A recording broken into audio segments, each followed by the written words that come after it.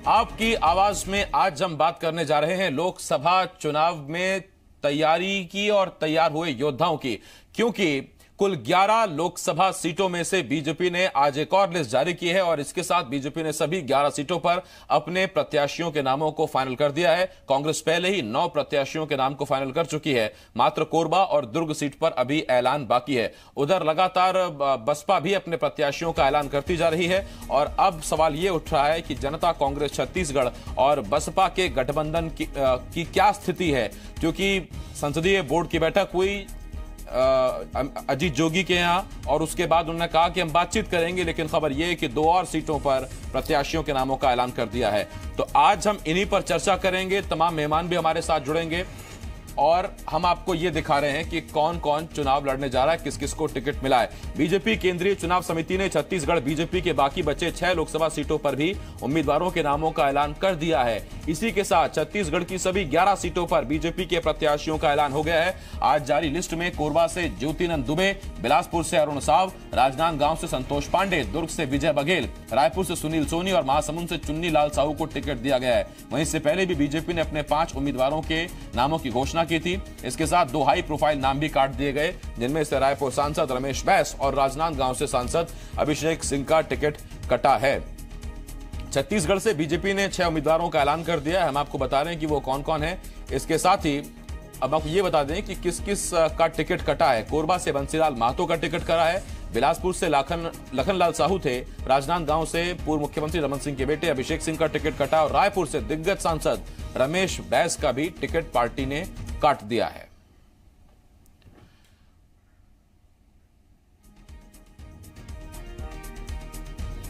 कार्यकर्ता जो पिछले 25-30 साल से भारतीय जनता पार्टी के संगठन में सक्रिय रूप से काम कर रहे हैं, जिन्होंने अलग अलग दायित्व में पार्टी को आगे बढ़ाने का काम किया, ऐसे पूरे नए चेहरे लेकर भारतीय जनता पार्टी चुनाव के मैदान में है। तो उम्मीद करते हैं कि इस बार का नतीजा जो लोकसभा का है उसमें हम फिर से एक बार बेहतर प्रदर्शन करेंगे और 11 में से 11 सीटों पे हम जीत हासिल करेंगे।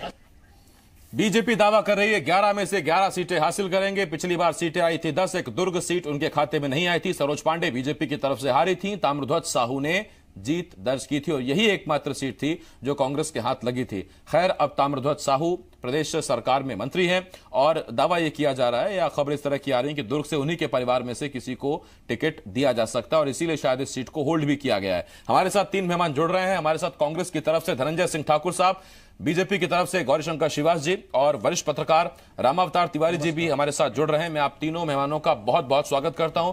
गौरीशंकर जी पूरी तरह से जंग की तैयारी में लग रहे हैं। आज चंदन टीका पूरा एकदम तैयार है और चूंकि 11 की 11 सीटों पर ऐलान हो गया है, तो सबसे पहला सवाल गौरीशंकर जी से ही। गौरीशंकर जी, ऐसा लग रहा है कि आज से ही फॉर्म में आ गए हैं। वैसे सभी 11 सीटों पर प्रत्याशियों के नामों का ऐलान हो गया है, लेकिन टिकट सबके कट गए सर। नहीं, देखिए, टिकट कटना, टिकट मिलना एक प्रकार की प्रक्रिया है भारतीय जनता पार्टी में और किसी प्रकार के टिकट कटे हुए जो सांसद हैं पूर्व के, आप देखेंगे भारतीय जनता पार्टी की संगठन की इतनी बड़ी शक्ति कहेंगे, खूबसूरती कहेंगे कि अभी किसी और पार्टी में इस प्रकार की चीजें हो रही थी तो अब सांसद अलग होकर एक पार्टी बना लेते, बड़ा विरोध करते।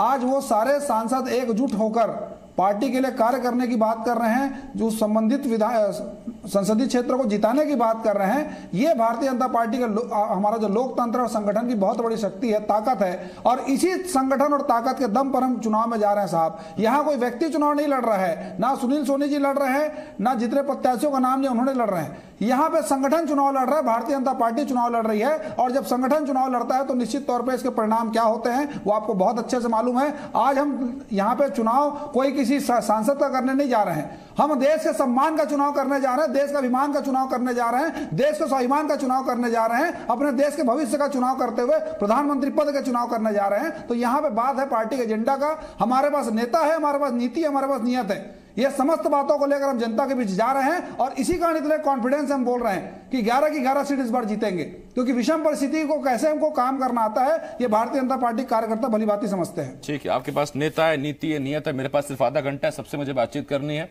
मैं आता हूं आपके पास गौरीशंकर जी। धनंजय जी आपके पास भी आऊंगा मैं, लेकिन रामावतार सर पहले आपके पास आ रहा हूं मैं। रामावतार सर, अगर ये लोकतंत्र की खूबसूरती है तो ये खूबसूरती बीजेपी आला कमान ने सिर्फ छत्तीसगढ़ में क्यों दिखाई? बगल का राज्य है मध्य प्रदेश, हम उसे भी कवर करते हैं। सर, हमारे रिपोर्ट्स ये कहती थी कि पार्टी ने जो अंदरूनी सर्वे कराया उसके मुताबिक 16 सांसदों के टिकट कटने थे, लेकिन मध्य प्रदेश में इक्का दुक्का सांसदों के टिकट कटे हैं, बाकी सब पर विश्वास कायम है। क्या सिर्फ इसलिए तो नहीं कि मध्य प्रदेश में सम्मानजनक हार मिली, और छत्तीसगढ़ में तो खैर क्या हुआ बाद में वो पता ही सबको।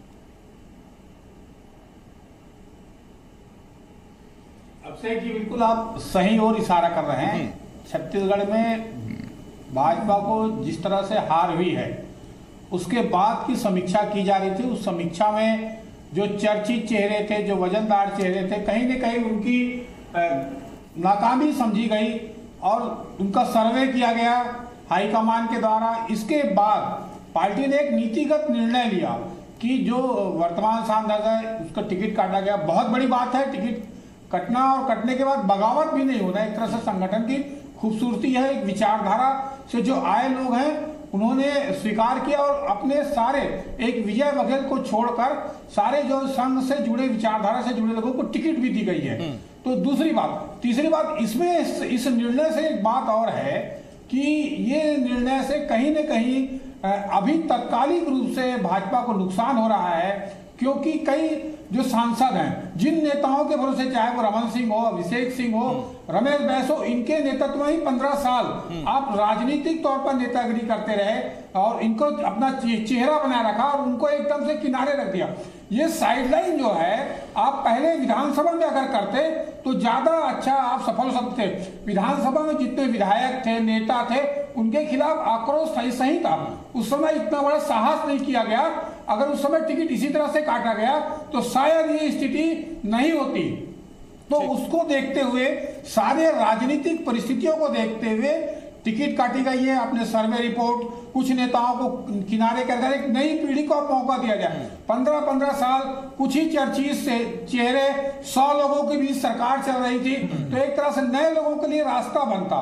तो सरकार ने, ये केंद्रीय नेतृत्व ने अपनी एक गाइडलाइन तैयार करके ये सोचा कि इस बार के चुनाव जो है एक तरह से मोदी जी अपने इर्द गिर्द ले जाने की कोशिश कर रहे हैं। तो ऐसी स्थिति में राष्ट्रीयता, हिंदुत्व, इसके बहाने कुछ नेता उनके हैं जो विचारधारा से जुड़े हैं, उनको जिताने की क्षमता या कोशिश संगठन के द्वारा की जाए क्या, ये एक रणनीति का एक हिस्सा फिर बनाया गया विचार विमर्श में। रामादास सर, मैं आता हूं आपके पास। और चूंकि देखिए, आप कांग्रेस की तरफ से 9 नाम सामने हैं, बीजेपी की तरफ से सभी 11, हम उस पर चर्चा, नाम बार बार आपको नहीं बताएंगे, इसलिए हमने वक्त बचाने के लिए, देखिए ये नीचे ग्राफिक्स आ गए और आप देख लीजिए आपकी लोकसभा सीट से कौन बीजेपी का चेहरा है, कौन कांग्रेस का।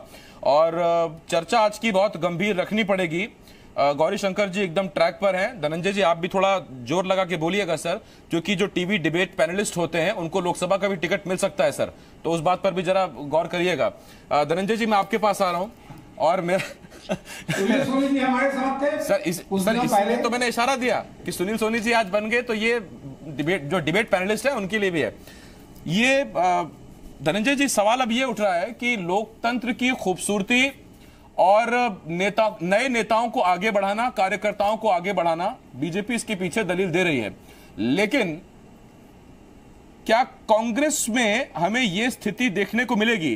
कुछ नाम नए जरूर हैं जिन्होंने कभी विधानसभा नहीं लड़ा, लेकिन आपने 4 ऐसे विधायकों को टिकट दिए जो अभी चुनकर आए हैं 2 महीने पहले। जनता ने विधानसभा के लिए चुना, आपने उनको उठाकर लोकसभा के लिए उनका नाम तय कर दिया। नए नाम क्यों नहीं? देखिए, जिन 4 विधायकों को कांग्रेस पार्टी ने पुनः जनता के बीच भेजा है, तो ये जनता के बीच जब आवाज आई है, कार्यकर्ताओं के बीच आवाज आई है कि उसको लोकसभा में उनको दावेदारी दिया जाए, लोकसभा में उनको जनता अपने प्रतिनिधि के बतौर चुन के भेजना चाहती है, तो कांग्रेस पार्टी ने उसमें निर्णय लिया है। और निश्चित तौर पर जिस प्रकार से हमने जो नए चेहरों को जो चयन किया है और जो लगातार भारतीय जनता पार्टी दावे कर रही थी कि वो नए चेहरों को देंगे, तो पूरे आप 11 सीटों की अगर इनकी लिस्ट आ गई, उसके बाद आप देखेंगे तो नांदगांव में शायद संतोष पांडे ही ना तो विधानसभा चुनाव लड़े या लोकसभा चुनाव, लेकिन बाकी जो सीटें हैं जिनमें इनको प्रत्याशी घोषित किया है वो कटी पतंग की तरह है, जिनका डोर जनता ने पहले ही छोड़ दिया है। तो पूरी तरीका से आप देखेंगे तो कांग्रेस ने जो बात कहा था कि हम जो है पूरी तरीके से लोकतांत्रिक प्रक्रियाओं का पालन करेंगे और हमारे नए चेहरे होंगे, तो निश्चित तौर पर जो भी हमारे विधायक को हमने टिकट दिया है, एक सारंगगढ़ लोकसभा सीट को हम छोड़ दें, जो विधायक भी और पूर्व में सांसद भी रहे हैं और वहां की जनता की आवाज में हमने उनको पुनः स्थापित किया है लोकसभा के लिए, तो बाकी सभी चेहरे हमारे नए हैं। जगदलपुर में दीपक बैज जो नया चेहरा हमारे लिए विधानसभा के बाद लोकसभा के प्रत्याशी जो बने हुए हैं, तो पूरी तरीके से कांग्रेस पार्टी ने लोकतांत्रिक प्रक्रियाओं का पालन किया हुआ है और हम उस पर आगे चल रहे हैं।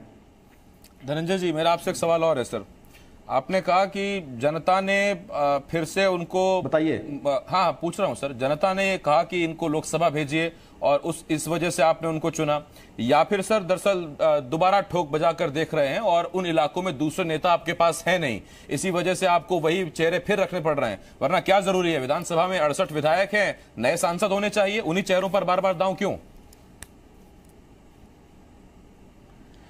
देखिए, कांग्रेस पार्टी ने जब लोकसभा के प्रत्याशी चयन की प्रक्रिया प्रारंभ की और जब हमने लोकतांत्रिक प्रक्रिया के माध्यम से विधायकों से राय लिए, हमारे कार्यकर्ताओं से फीडबैक लिए और जनता से हमने जब सर्वे करके राय लिया, तो जो हमारे पास दावेदारों की जो सूची जो आई है वो लंबी फेहरिस्त है और उसमें हमको फिर दोबारा फिल्टर कर करके इनको चुनना पड़ा है। तो इससे स्पष्ट हुआ कि जो जनता चाहती है और जो कार्यकर्ता चाहते हैं और जो वहां के स्थानीय जनप्रतिनिधि चाहते हैं, उनको आपको प्रत्याशी बनाकर भेजना होगा और उसका पालन हमने वहां पे किया हुआ है। और हमारे पास लोकसभा में बहुत ढेर सारे प्रत्याशियों की दावेदारी की सूची है और सभी प्रत्याशियों को हमने बारी बारी फिल्टर किया है और उसका सर्वे के माध्यम से और अन्य माध्यम से हमने जो किया, उसके बाद हमने इन प्रत्याशियों का चयन किया है। ठीक, राम अवतार सर, मैं आपके पास आ रहा हूं, फिर मैं गौरी शंकर जी के पास आता हूं। राम अवतार सर, वाकई अगर सूची इतनी लंबी है, लिस्ट इतनी लंबी है, दावेदार कई लड़ने वाले, तो सर क्या कांग्रेस ये मानेगी कि दुर्ग से ताम्रध्वज साहू के परिवार को टिकट नहीं जाएगा और कोरबा का सिर्फ इसलिए अपना प्रत्याशी का नाम रोक दिया है क्योंकि त्रिकोणीय मुकाबला है, शायद जोगी वहां चुनाव लड़ सकते हैं? और हाँ, एक नाम ज्योत्सना महंत का भी। कांग्रेस ने बहुत ज्यादा सर्वे कराया, अपने कार्यकर्ताओं से पूछा, नेताओं से पूछा, क्योंकि ये एक तरह से राहुल गांधी का चुनाव है। अगर ये चुनाव के जरिए खुद भूपेश बघेल अपने आप को मजबूत करने की कोशिश कर रहे हैं, इसलिए सारे प्रत्याशी जो चुनाव के जीत की संभावना देख रहे हैं, जो युवा वर्ग, नई टीम एक तरह से उन्होंने पूरे टिकट देकर खड़ी की है। ऐसे में दो जगह जो वरिष्ठ नेता हैं, उनके जबकि दुर्ग में सारे बड़े नेता दुर्ग के कांग्रेस के वही हैं, उन नेताओं के राय में मतभेद के कारण ही वो टिकट अभी तक राय बन नहीं पा रही है। दूसरी तरफ विधानसभा अध्यक्ष अभी तक सब चीज तय करते रहे वहां पर कोरबा में, तो वो कुछ राय नहीं बना पा रहे हैं, उनकी पत्नी लड़ेगी या खुद लड़ेंगे या किसी अच्छे समर्थक को वहां पर लड़ा के जीत ला पाए, क्योंकि कोरबा में वहां पर अलग परिस्थितियां, वहां पर संघर्ष की जरूरतें हैं। अगर वो सीट हारी तो एक तरह से विधानसभा अध्यक्ष की प्रतिष्ठा दांव में लगेगी। और दुर्ग की सीट ऐसी सीट है, वहां पर सीट जीती जा सकती है कांग्रेस, परंतु वहां पर गुटी राजनीति और नेताओं के आपस के झगड़े के चलते ये विवाद की स्थिति बनी है। एक और मैं आसिफ जी बोलना चाहूंगा, दूसरे बात जो भाजपा में आप ये देखेंगे कि भाजपा ने बहुत बारीकी से इस चीज में काम किया है कि अभी तक 3 चुनाव भाजपा तो जीती है, मगर राजनीतिक समीकरणों के तहत जीती है। छत्तीसगढ़ कांग्रेस का गढ़ है, अभी तक कांग्रेस का जो बहुत कमजोर 3 चुनाव में भी भाजपा नहीं कर पाई। इस बार उन्होंने ये कोशिश की इस बार कि अब कमजोर कैसे किया जा सकता है, तो अपने संगठन के बलबूते, संगठन के नेताओं के और विचारधारा के लोगों को एक तरह से मजबूती से खड़ा करने की कोशिश इसके सहारे की है और एक बताया है कि अब जब हमको चुनाव में बहुत मजबूती से संगठन को भी खड़ा करना पड़ेगा और चुनाव की तरफ देखना पड़ेगा। जो नेताओं ने अब तक राज किया है उसको नहीं दरकिनार किया, उनको तवज्जो नहीं दी, उनकी राय नहीं ली और उसके बाद टिकट दी गई। ये बड़ा फैसला है, लगभग किसी राज्य में नहीं हुआ है। ठीक, गौरीशंकर जी मैं आपके पास आ रहा हूं सर। देखिए, बहुत से सवाल जवाब हो चुके हैं, लेकिन अभी तक आपकी कही एक बात मुझे अभी तक माइंड में है सर मेरे। ये आप इशारा दे रहे थे क्या जब आप कह रहे थे कि देखिए सबके टिकट कटे लेकिन कोई नाराज नहीं और ना किसी ने अलग पार्टी बनाई, ये एक ऑप्शन हो सकता है क्या? नहीं, देखिए साहब, भारतीय जनता पार्टी एक राष्ट्रवादी पार्टी है। हम राष्ट्र प्रथम नेशन फर्स्ट की बात करते हैं, वैसे ही राष्ट्र प्रथम और पार्टी प्रथम। पार्टी से बड़ा कोई बात नहीं होता साहब। जो पार्टी का कर्मठ कार्यकर्ता होता है उसके लिए पार्टी एक मां होती है, पार्टी सर्वोपरि होती है। इसलिए पार्टी की जो सिद्धांत है, पार्टी के अनुशासन में, उसके कार्यकर्ता कार्य करता है। यहां तो उपहास उड़ाया जाता था साहब, कि हमारे दो सांसद भारतीय जनता पार्टी के आते थे पहले, आज देखिए आज क्या विशाल स्वरूप इस वट वृक्ष ने ले लिया है। तो ये कहने की बात है, सबको मालूम है कि हमारा संगठन कैडर बेस्ड पार्टी है और जितने भी सांसद रहे, चाहे वो 7 बार के हो चाहे 4 बार के हो, आज अपने आप को समर्पित करने के लिए तैयार है। यहाँ पे धनंजय जी बोल रहे थे कि कटी पतंग को इन्होंने दिया है, तो कौन कटी पतंग है उसका नाम आप बता दीजिए। क्या ज्योतिनंद दुबे जी चुनाव हारे हैं? क्या सुनील सोनी जी चुनाव हारे हैं? क्या चुन्नीलाल साहू जी चुनाव हारे हैं? हमने फ्रेश कैंडिडेट दिया है, आपने उन लोगों को टिकट दिया है जिनमें मंत्री पद का खतरा था। एक युवा आदिवासी दीपक बैद जी को टिकट देकर निपटाने का प्रयास किया है, कई बार के विधायक धनेन्द्र साहू जी को टिकट देने का आपने निपटाने का प्रयास किया है, और प्रदेश ने देखा है 9 में से एक भी टिकट मात्र शक्ति को नहीं मिला है। प्रतिमा चंद्राकर जी को आपने दुर्ग यहाँ पे ग्रामीण का टिकट दिया था और किस तरीके से उन्होंने रुदन किया था, पूरे प्रदेश की जनता ने देखा है। मात्र शक्ति का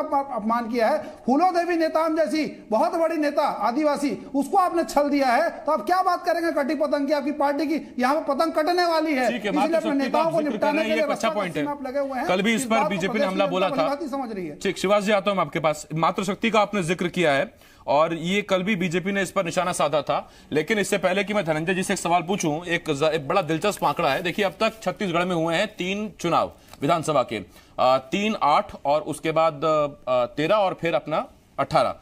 और इन चुनावों को अगर आप ध्यान से देखें तो इन चुनावों में अब तक कांग्रेस ने करीब 30 महिलाओं पर उनको मौका दिया, बीजेपी ने 26 महिलाओं को मौका दिया विधानसभा में, और उसमें जीत जो ज्यादा मिली वो बीजेपी की तरफ से महिला कैंडिडेट्स को मिली। धनंजय जी, विधानसभा में महिलाओं पर भरोसा करते हैं, उनको टिकट देते हैं। लोकसभा में टिकट अब तक नहीं मिला है, सिर्फ 2 सीटें बची हैं, एक दुर्ग और एक कोरबा, और ये दोनों सीटें ऐसी हैं जहां ये कहा जा रहा है कि शायद 2 बड़े नेता जो हैं उनके परिवार से टिकट मिलेगा। तो ये 2 सीटें इसीलिए छोड़ दी हैं क्या कि वहां महिला कैंडिडेट है हमारे पास? देखिए, भारतीय जनता पार्टी को तो महिलाओं के बारे में बोलने का अधिकार ही नहीं रह गया है। वह भारतीय जनता पार्टी जो महिला विधेयक बिल लाने के बाद से मुकर गई है, राष्ट्र में प्रस्तुत नहीं कर पाई है। आज वो महिला की तोसी बनने की बात कर रहे हैं। कांग्रेस पार्टी वो पार्टी है जो इस देश को प्रधानमंत्री के रूप में एक महिला को दिए हैं, राष्ट्रपति के रूप में एक महिला को दिए हैं, लोकसभा के अध्यक्ष के रूप में एक महिला को दिए हैं, और ये बात करते हैं महिला के। ये वही भारतीय जनता पार्टी है जो चरोदा में विधानसभा चुनाव के दौरान महिला सम्मेलन कराते हैं, और जिस प्रकार से महिलाओं के साथ दुर्व्यवहार इनके पार्टी के सरकार के द्वारा किया गया है वो जग जाहिर है। आज यहाँ पे रोना रो रहा है। महासमुंद में श्वेता शर्मा भी महिला प्रत्याशी थी, उनको इन्होंने क्यों नहीं चयन किया हुआ है? अगर महिला की हितैषी बनते हैं तो और हमारे पास भी 2 सीट बाकी है। महिलाओं का पूरा सम्मान कांग्रेस पार्टी में है। मैं कह रहा हूं महिलाओं का पूरा सम्मान कांग्रेस पार्टी में है, और भारतीय जनता पार्टी को यह बता देना चाहिए कि अभी तक भारतीय जनता पार्टी के राष्ट्रीय अध्यक्ष पद में किस महिला को उन्होंने बैठाल के रखा, ये बता दें। हमारे में तो कई सारे महिलाओं को हमें राष्ट्रीय पद की नेतृत्व दिया है। तो महिलाओं की बात कांग्रेस पार्टी से भारतीय जनता पार्टी ना ही करे।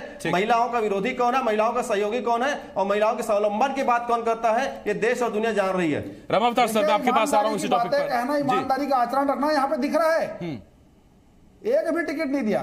2 बाकी है, चिंता ना करें, चिंता ना करें। 2 बाकी है, और जिस पार्टी की बात कर रहे हैं ये परिवारवाद की बात करते हैं। यही तो पूछ रहा था मैं आपसे, ये बात अब आप कह रहे हैं। ठीक है, मैं आता हूं आपके पास। धनंजय जी 1 मिनट, महासमुंद से गौरीशंकर जी 1 मिनट, धनंजय जी, धनंजय सर 1 मिनट रुकिए ना सर। परिवारवाद की बात करते हैं। अरे सर, महिलाओं का सम्मान करते हैं, वरिष्ठों का भी करें। हमारे साथ रामावतार सर है ना सर, 1 मिनट। धनंजय जी रुकिए ना, सब बराबर के सम्मान के अधिकारी हैं। रामावतार सर, हाँ बोलिए सर। जी, मैं इसमें एक टिप्पणी करना चाहूंगा मैं। जी बिल्कुल। महिलाओं को लेकर दोनों की लड़ाई हो रही है, महिला जनप्रतिनिधि को लेकर, परंतु कहीं ना कहीं इसमें कांग्रेस उदारता छत्तीसगढ़ में भी देखी है और राष्ट्रीय स्तर पर है। इसके कारण है कि कांग्रेस का महिला विंग है जो पूरी सक्रियता से रहती है, परंतु जो जिस तरह भाजपा की पृष्ठभूमि है, आरएसएस के पास वैसा महिला विंग नहीं है। वो जो भी आते हैं वो भाजपा से फिर तैयार होते हैं। तो इसलिए जो तैयार जो लोग हैं, महिलाएं जो आती इस तरह से, वो सक्रियता जो देखने को मिलती महिला कांग्रेस में ज्यादा दिखती है अपेक्षाकृत भाजपा में, क्योंकि पृष्ठभूमि और संरचना जो है वो कहीं ना कहीं मतभेद और सक्रियता में अंतर दिखता है, इसलिए भी है। मैं 10 सेकंड चाहूंगा। हाँ बोलिए सर। क्या आरएसएस एक राजनीतिक संस्था है? क्या राजनीतिक पार्टी है? हमारे यहाँ भाजपा की महिला मोर्चा को बहुत अच्छे से यहाँ पे राम अवतार जी जानते हैं, लेकिन उसको डिस्क्राइब करने में चूक गए। और दूसरी बात, महिलाओं के सम्मान की बात कर रहे हैं, भाजपा के सम्मान की बात कर रहे हैं, तो भारतीय जनता पार्टी की जो केंद्र में सरकार है वहां देखिए आज विदेश मंत्री कौन है, आज रक्षा मंत्री कौन है। ये तमाम चीजों को समझने की जरूरत है कि महिलाओं का सम्मान इस कदर किया कि पंचायत से लेकर नगरीय निकाय में हमने आरक्षण बढ़ाया, और बहुत सारी जो योजनाएं चल रही है माताओं के लिए चल रही है, चाहे उज्ज्वला योजना से लेकर तमाम प्रकार। तो महिलाओं के सम्मान के लिए हमको किसी पार्टी को उपदेश की आवश्यकता नहीं है। ठीक है, ये कांग्रेस एक सवाल पूछती है शिवराज जी, कांग्रेस सवाल ये पूछती है कि आप जब मेट्रो सिटी पर संशोधन विधेयक ला सकते हैं, जब आप रिजर्वेशन पर जब आप संविधान संशोधन कर सकते हैं, तो इस तरह के फैसलों के साथ जो 33% आरक्षण महिलाओं के लिए संसद में होना चाहिए, उस पर बिल क्यों नहीं लाए? कांग्रेस अगर मना करती तो आप सामने रखते कि देखिए हम तो लाए थे, कांग्रेस ने मना किया। और ये सवाल अमूमन उठता है, हर डिबेट में उठता है। नहीं, हमारा यह कहना 10 साल के यूपीए की सरकार में इन्होंने कितनी बार विधेयक लाया है। ये तो वो लोग हैं जो ओबीसी के विधेयक को गिरा दिए थे, और अभी वोटों की राजनीति कारण सवर्ण जो हमने विधेयक लाया उसको समर्थन किए, सदन के अंदर समर्थन, सड़क के विरोध, ये इस पार्टी का चरित्र है। तो यहाँ पे बात दोहरे मापदंड की है। ठीक है शिवाजी जी, आखिरी 30 सेकंड में धनंजय जी को दे रहा हूं। सर बराबरी का रहना चाहिए, समर्थन सदन पर, सड़क धनंजय सर 30 सेकंड आपके पास, बोलिए सर। आरक्षण की बात कर रहा, महिला आरक्षण कितने बार आपने लिया आपकी सरकार आसिफ जी, आदिवासियों को जमीन से बेदखल करने के लिए भारतीय जनता पार्टी की सरकार तैयार, स्वर्ण आरक्षण लेकर आए हैं, लेकिन आरक्षण तो लाए, नौकरी किसको देंगे? बीएसएल ये बेच रहे निजी कंपनी को, एयरपोर्ट बेच दिए, लाल किला बेच दिए, तो आरक्षण सिर्फ वोट पाने के लिए। सर ये सही है, कहां से आएगा? क्योंकि लोकसभा के यही मुद्दे हैं, इस पे इन्हीं पर जंग होगी।